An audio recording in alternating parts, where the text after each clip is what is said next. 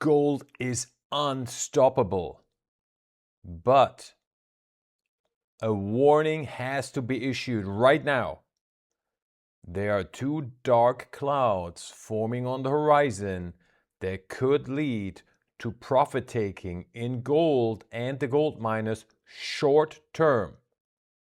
In today's video, I'm going to give you these two new dangerous factors that could stop the gold super rally short term. And there's another metal where things are really heating up and nobody's paying attention to. You need to know what's going on there. This is the next gold run. Let's get into it. Welcome to Hot Trades of the Day, your show for swing trading ideas for the coming days, weeks, and month. Welcome to Hot Trades of the Day. My name is Daniel Wilhelmi, and boy, the gold bulls will not forget this August. And it's not because it was my birthday. What a rally we have seen. This is the daily chart of gold. And again, what did I tell you? Do not short this gold move. And we saw it again with a monster move breaking the long-term downtrend, breaking above the 200-day moving average. Here you have it on the daily. Yes, we are overextended in the RSI, as you can see here, but as I pointed out, this can still go a lot higher, this being the RSI, with all the trend following algorithms just stoically buying new highs and a lot of fast money in the market and a lot of especially American institutional money that is massively underinvested in gold, now trying to jump on the train. However, the fast money is the danger. The algorithms are the danger. We're going to talk about that in a second. Let's look at the weekly chart of gold, because that gives us an overview what the long-term situation looks like. And if we look at the weeklies, which have given us very good indications about the overall health of the market and the situation, and we can see very clearly, man, it looks good. We are seeing big green candles, so that a strength in buying on the move up. We have broken the downtrend on the weekly as well. And look at the RSI. Look at the RSI down at the bottom on the weekly. The weekly RSI, not overbought at all. Daily, yes. Weekly, no. This is what we're talking about. This is the first thing we need to keep in mind. This is important. Short-term correction, likely. Medium, and now also long-term. Green lights ahead.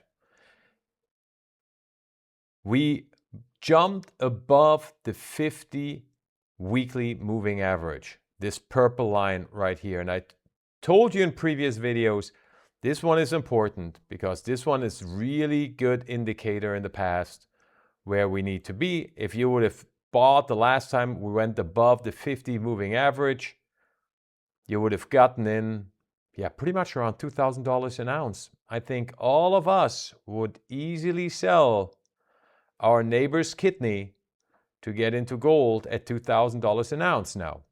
So, and then you see we rode the party all the way up, and then we broke below it, beginning of June, all the sell-off. Now we're back above it. Another sign that this is not a bear market rally. This is the beginning of the next move up. What I really like and pay attention to is look at the size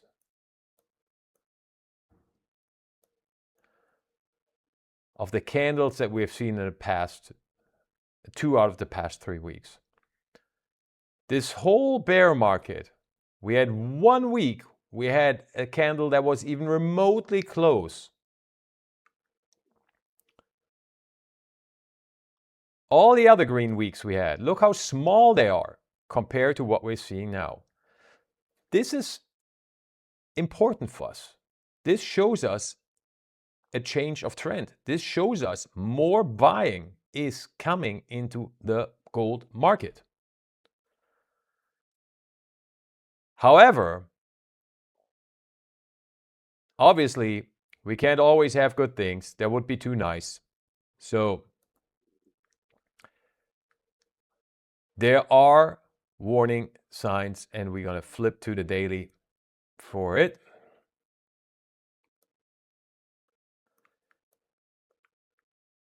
And we know, and we pointed this out in previous videos, that fundamentally the situation has improved for gold dramatically. The fundamental situation for gold now is better than it was in the winter 2025, January 2026, when we saw the monster rally and ran up all the way to 5,600.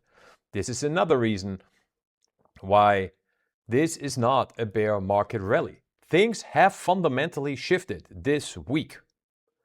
With the dollar collapse, obviously with the interventions of the Treasury and the bond market, and the Fed will likely have to follow at some point.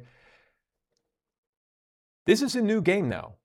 This is a pro-gold bull market game. And if the fundamentals shift and are different than they were in the spring and in the early summer, then clearly this is not a bear market rally anymore, because we're not in the same fundamental situation. However, again, nothing lasts forever. We're going to see some profit taking in the near future. Now, the question is, how steep will it go? And this is the interesting part. And then we're going to talk about the two dangerous factors where this could come from. I don't expect a severe correction. Now, we have the algos. They will stop buying immediately once we see a stop of the uptrend. Okay, that's not great. We have a lot of fast money in the gold market right now that jumped on the train. That'll leave the gold market because they don't care about gold. They don't care about the macro story. They're just in there for fast profits. We will talk about in the second half of the video where I think they will go or partially go. So this will be the sellers, because people like me, people like you, we're not selling. We want to add, because we're in this party for the long term. We're staying all the way to the after hour. But also, the institutions will have to buy now. And this is where it's important to understand that the fundamental game has changed. I told you before, the most recent survey that I have seen for money managers and family offices in the US, I mean, terrible. 75% had 0% allocation to gold. I'm sure that has improved a little bit now, but probably not a lot. These people now are looking at the bond market and what we've seen this week. They're looking at the dollar and they say, things are changing, I need to be in gold. So they will be buying. They will use any weakness now to buy. So that protects us to the downside. So how low can we go? I don't think we're going to go very low. Depending where we run out of steam on the upside, may be the upper end of this resistance zone around, let's call it 4,650 to 60, or we're going to run all the way up to 4,750 to 4,800, which I know a lot of institutions and gold analysts have on their bingo card, and that's why I put it in here, not in yellow. This is not one of my lines. This is that's why I put it in here in, what is that, like a maroon color? Okay, good enough for me. Either way, we got to see the potential right now, retest of the 200. And if we break below, retest of the broken downtrend, that actually would be ideal. And maybe this zone of 4,400. That is the correction potential, in my opinion, purely based on short-term profit taking. And one of the two headwinds that we're going to talk about now, hitting the gold market, but not for longer and not in an extreme way. If things would get to a bigger sell-off on gold, which again, at the moment, I cannot see how that would happen unless we get a real crash in the stock market where everything gets sold off. And I doubt that the administration is going to let that happen ahead of the midterms. They're going to try everything to stabilize the markets. I mean, they already are.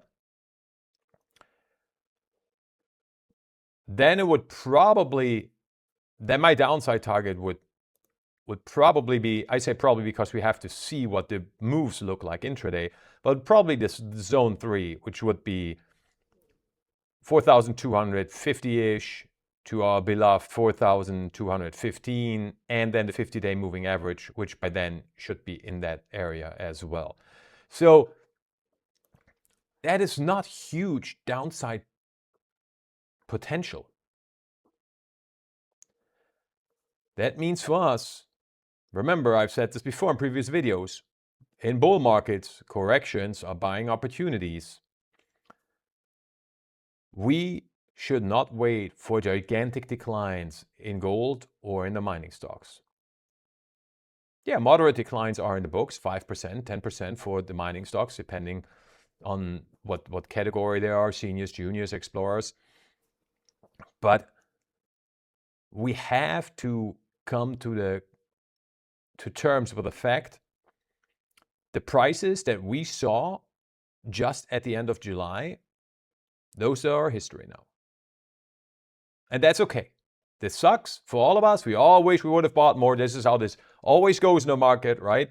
If you buy something and it goes up, you always wish you would have bought more. But we have to look at the big picture here.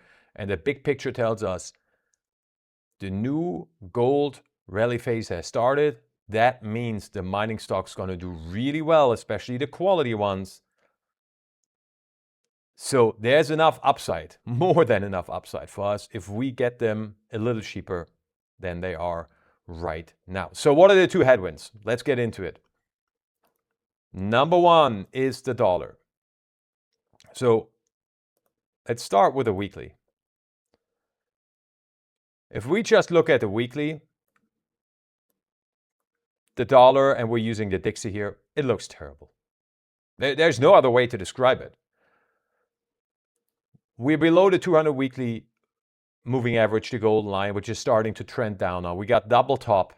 We broke the uptrend for 2026. We confirmed the breakdown below it. We broke this week below the 50 weekly. It looks bad. Medium term, the downside target zone is this blue zone right here, or really my target zone would be this double support zone of the longer term uptrend and this support zone right here. And we all know, if you've seen the videos, the previous videos, what my long-term outlook for the dollar is. If you miss it, hit the subscribe button so you don't miss any of the videos to stay ahead of the market. I'm going to talk about it again in the video. I drew in the arrow. That's, I think, where we're going to go. However, short term, if we switch to the daily, and by the way, before I do this, I would like to point out, please look down below the chart at the RSI. Plenty of room to go down on the RSI. Nothing to see there. Now, daily, different story. Look at the RSI. We are just scraping around 30, which is the beginning of the massively oversold territory. And look at the two candles we saw in the last 2 days. I mean, that just screams intervention. They look almost identical. So someone is clearly trying to stabilize the dollar here. There's a lot of shorts in the dollar now. This was not a genius. Yeah, we had this prediction early at Hot Trades of the Day, but I mean, to be honest with you, I wish I could tell you I was a genius. I don't think that was that much of a genius prediction if you just can read the charts. And I'm sure that a lot of the shorts just stoically started shorting the dollar once we broke below this blue support zone of the bear flag and then below the 200-day moving average. So they all need to cover. So this is the first danger for the unstoppable gold bull market, is we're going to see a short-term relief rally in the dollar. Now, the problem is it's going to include a short squeeze, so we don't really know how high we can go. We would obviously think, well, it's going to be 200-day moving average. But short squeeze, we don't know how bad it's going to get. We might go all the way up to the blue support zone of the bear flag, retest that, and then turn around and trend down. Either way, it looks very much so on the daily that we're going to get a rebound in the dollar. It makes sense. We are oversold. And that then would give the fast money in gold the signal to say, all right, we had a good run here. Bye-bye. I'm going to the next party, wherever that will be. Well, I'll give you one area where I think it's going to be in a minute. The other one is the more interesting one. And I've pointed this out to you in previous videos, but I haven't seen anybody else talk about it yet, which, to be honest with you, I'm flabbergasted, but hey, let's not make their problems our problems. We are on this sucker and we're ahead of it, and this is oil. Look at oil. You see the long-term downtrend, and now let's zoom in on the daily. And look what we are seeing. The oil price, WTI this is fighting with a long-term downtrend. We actually, it depends where you draw the lines. That's always the problem with the downtrends a little bit, right? So we may have broken it. We may be just at the break. But either way, one strong day and we get a break of the downtrend in oil. As you can see in the RSI, plenty of room to run. We're going to get no help from the RSI if you're an oil bear. Wow. That would be, you can't call it black swan event. That's too much. But nobody's positioned for gold long. Wait, nobody? No, not true. Institutions are positioned for an oil bull run.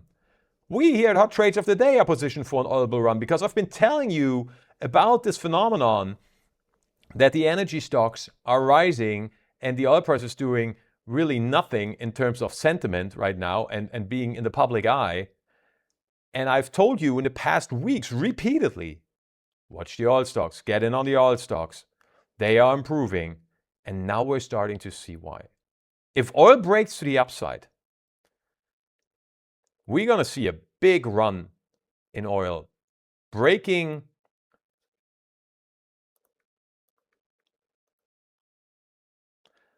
the long-term downtrend that has been in place since March. Oh, holy schnitzel and sauerkraut. That would be a big one. We at least going to run up into the 90s easily. We break the 90s. We make a new higher high. Everybody's going to understand we got a change of trend in oil. Whew. And then things are getting really interesting because then all of a sudden we got the inflation and what's going to happen with the rates discussion back.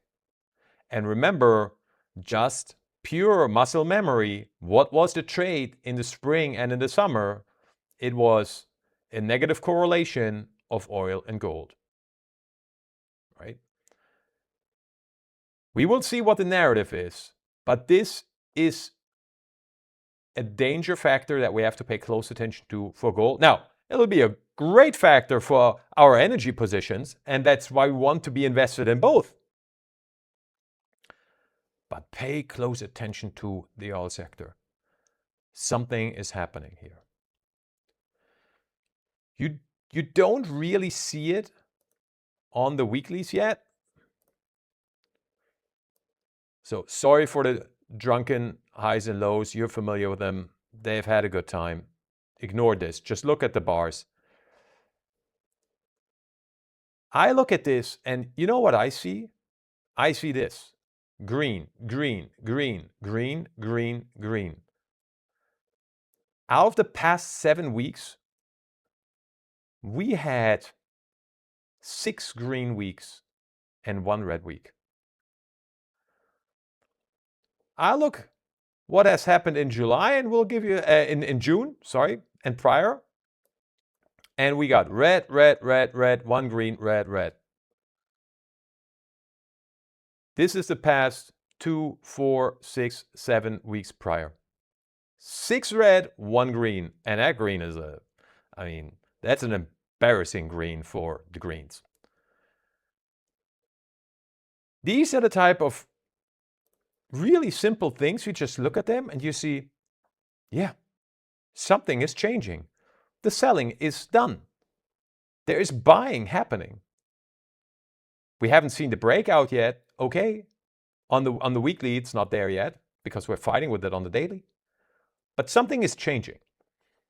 And that's what we need to pay attention to. And again, that's why you watch this channel, Hot Trades of the Day, because we try to be ahead of the market. Now, ahead of the market, this call is definitely ahead of the market. Let's get right to it. And that is copper. Now you might say, copper? Homie, look at the copper future. Nothing is happening in copper. Well, I don't know about nothing. I told you we bounced off the 50-day moving average in the copper video this week, and I said, hey, something is up here. We're breaking the downtrend. We broke the downtrend in copper. Things are improving. Watch out. This is the next hot sector. Traditionally, remember what happens in the commodity cycles. Gold runs first, then comes copper. Gold has run up, the miners have run up. Now it's copper's time, which, by the way, has the best fundamentals of any metal in the world. So, we're not seeing any new all-time highs yet in copper. Fair, right? We just made a new all-time high 2 weeks ago, but we're below it at the moment. But if we zoom out from the copper chart, pressure is building. You can feel it for the breakout. Now again, not a lot of people are paying attention to copper. Everybody's just laser focused on gold and silver. But we look a step ahead and we look at copper and say, okay, looks better, downtrend broken, get it. Well, help me get it. Look at the copper stocks. Look at the copper stocks and what happened there on Friday without any major news. And things get really, really interesting. This is copper. This is the COPEX Global X Copper Minus ETF.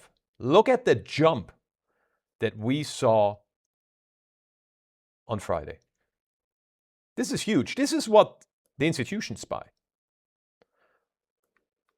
We're starting a breakout of a consolidation that started in the beginning of January. So basically this base. Look at Freeport Mac. Don't tell me you didn't know. I told you, watch Freeport Mac. This is what the institutions buy. There's a big blue chip. They can buy this. They can't buy these small miners. They can buy the big ones. Monster jump.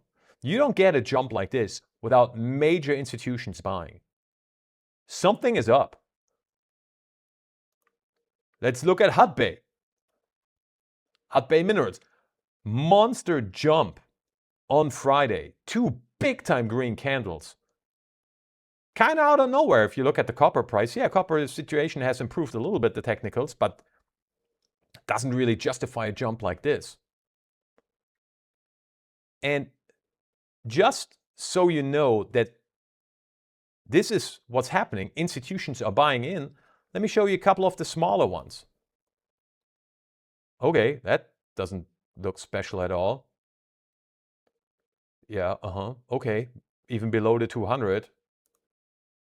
Even below the 200, a little bit of a pop, but nothing compared to the big ones. And this is what we need to pay attention to. The big stocks, that's what the institutions buy. The smart money is positioning itself in the copper stocks. Now, you knew this for at least 2 weeks. I want to say 3 weeks. I've pointed this out. I've pointed you towards copper and towards energy. Keep this in mind. If you want to get in on the next big rally, I mean, on the big copper stocks, it has already started. We might have already missed the boat on this one, but there'll be other copper stocks, if you dig in, that could be poised for a pop. And that will happen when copper breaks out, which it looks like it's setting up to be. And we have seen this movie before in energy, in the metals, where the smart money uses the commodity itself, which is not doing much, to hide their buying in the stocks. And that's exactly what it looks like in copper now. That is exactly what we're seeing in energy and oil. So the playbook right now is pretty clear. I am personally not jumping on the gold train anymore. I'm waiting for a correction. I anticipate it to be a short-term correction that will not be steep. A lot will have to do, and this is why we can't be precise right now, a lot will have to do with the narrative in oil. If oil breaks out, is the narrative now shifted because the sentiment in gold has shifted and we had a bearish to bullish reversal, by the way, now complete with a break above the 200-day moving average and the downtrend? Is the narrative now higher oil prices, inflation is coming, good for gold, or is it the situation about rate hikes and rate cuts? That I don't know about. Nobody does, because we just had the shift in gold, right? We know what it was in the bear market. Now we need to see what it'll be in the bull market. But again, with the fundamentals improving, I do not expect gold to decline a large amount. The same goes for the miners. That means I will have to buy, personally, I'm not saying that's what you should do. I'm not your financial advisor. I have to buy some weakness, short-term weakness, and I will have to come to terms with it and Buddhist Zen this thing. Wait, this is more like the Spider-Man thingy, right? Or is it like this? Oh no, devil horns. That works definitely for me.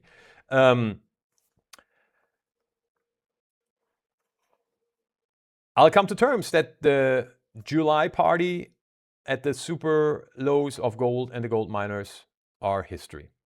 Now, there's one situation where we could get really good prices.